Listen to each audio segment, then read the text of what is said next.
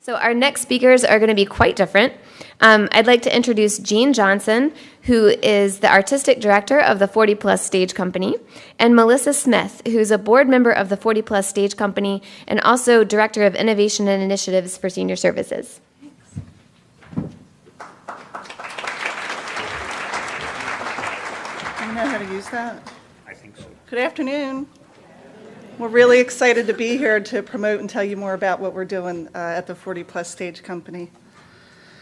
Pablo Picasso once said that art washes away from the soul the dust of everyday life. Do we know how to use that? Yeah. Okay. You can go to the next one. Oh, I'm sorry.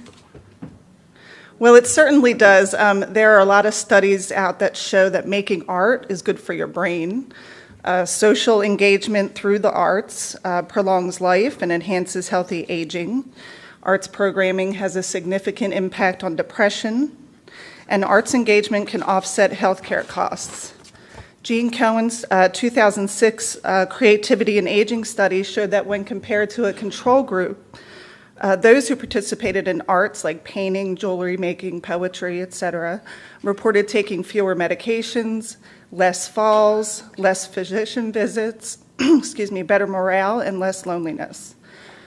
The Nice's Brain Theater study enrolled 122 volunteers from retirement homes and assigned them to acting, singing, or a control group.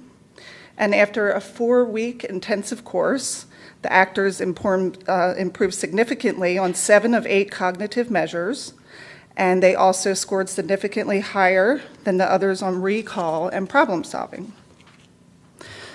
So why the 40 Plus Stage Company? Well, ageism, surprise, surprise. After the ripe old age of 40, performers and actors start to not work. Imagine that. And if they do work, they're offered stereotypical roles. Think demented grandmother, think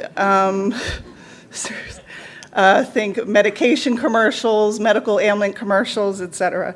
So what we're trying to do is challenge the toxic messages regarding aging and offer opportunities for self-expression, learning about yourself while getting outside of yourself, and supporting a community of aging actors and others engaged in the theater process.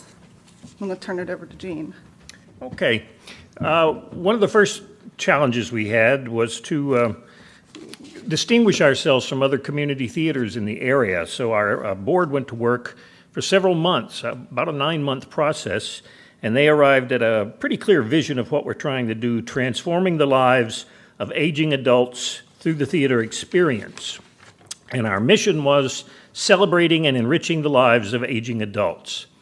Our primary purposes were to help aging adults enjoy their advanced years more fully, appreciate that human potential is not diminished with age, and that the capacity for love, joy, and affiliation grows and extends throughout a lifetime. Self-fulfillment and creativity are not eclipsed by age. We wanted to promote programs that help aging adults understand, cope, and prevail when challenged with complex issues associated with aging, including loneliness, depression, abuse, addiction, and loss of meaning. We had several secondary purposes that explore the benefits of using the theatrical arts. They include greater playfulness and joy, inspired imagination and creativity, realization of unique unlived potential, and a richer sense of purpose through sharing of gifts and talents. Also mindfulness and present moment awareness, increased self-esteem, decreased anxiety and depression, and relief from loneliness, isolation, and boredom, improved cognitive function. Pardon me, I'm supposed to be an actor.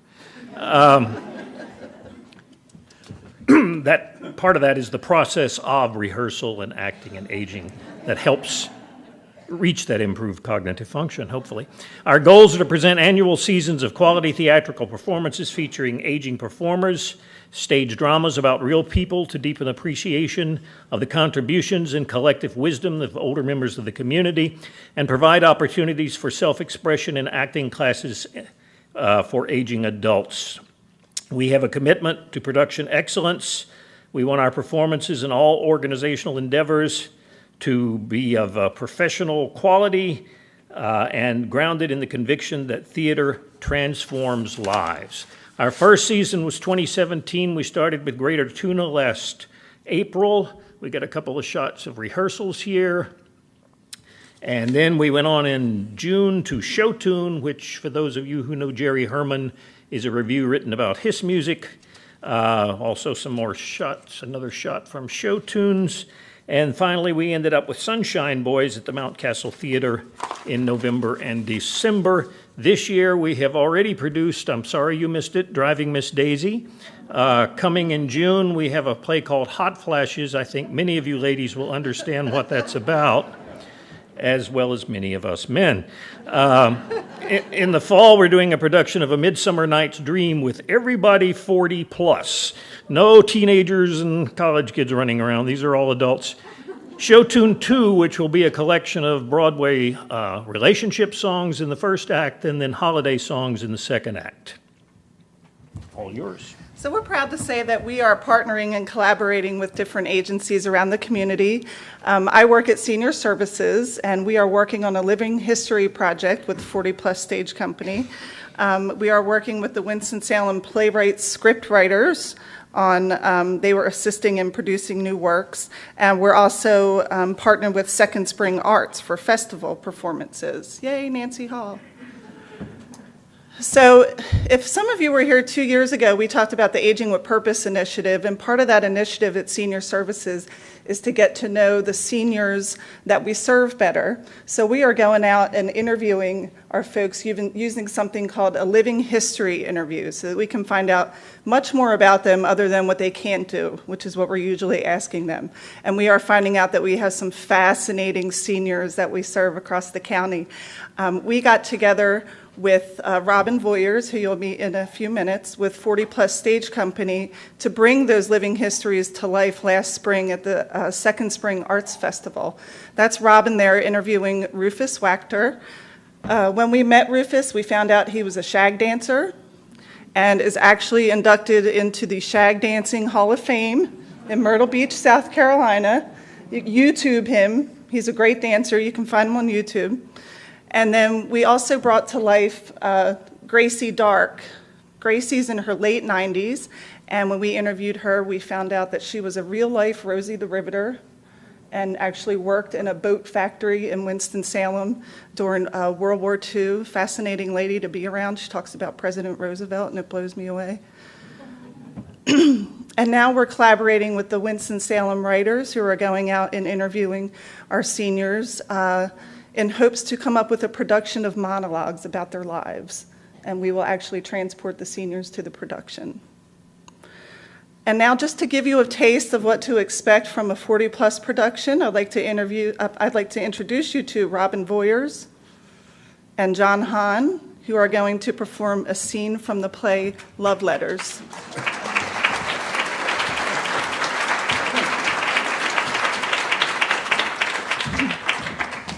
Love Letters is a play with two people. It is designed to be read. They are letters that they have written to each other since the time they were 7 till the time when they die, or one of us, one of you. No. Anyway, at this moment in time, we are 13 to 14. You start. No, you do. Andrew M. Ladd III accepts with pleasure the kind invitation of Mrs. R. Ferguson Brown for a dinner in honor of her granddaughter Melissa Gardner before the Children's Charity Ball.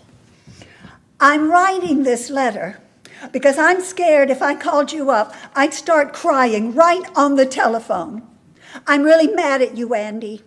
Don't you know that when you're invited to a dinner before a dance, you're supposed to dance with the person giving it at least twice? And I don't mean my grandmother either.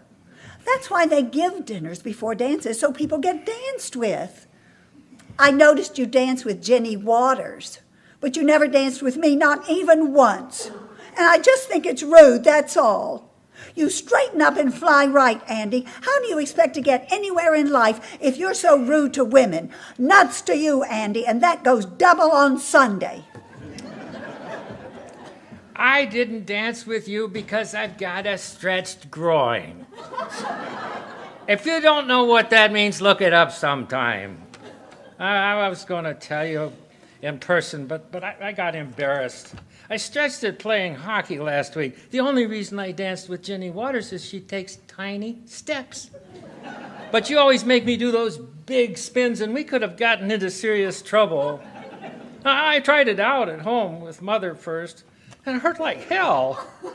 That's why I didn't dance with you. I'm using a heating pad. And maybe we can dance next week at the junior assemblies. I don't believe that hockey stuff. I think Jenny Waters stretched your groin. And the next time you cut in, I'm going to stretch the other one.